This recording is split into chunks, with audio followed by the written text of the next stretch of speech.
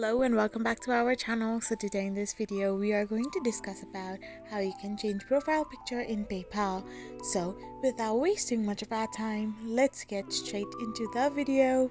So first and foremost, all you need to do is simply tap open any of the web browser of your preference and type in the URL www.paypal.com. So once you type it in, you will end up in the official website of PayPal. So in the account section, all you need to do is simply tap on the profile picture like icon and tap on add your photo.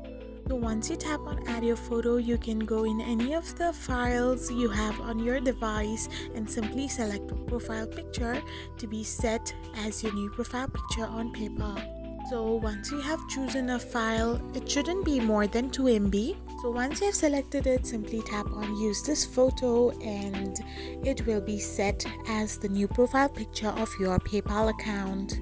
So in this way, you can change your profile picture on PayPal. I hope you found this video helpful, so don't forget to hit that subscribe button and give us a thumbs up. We will be back again with these informative videos. Thank you for watching.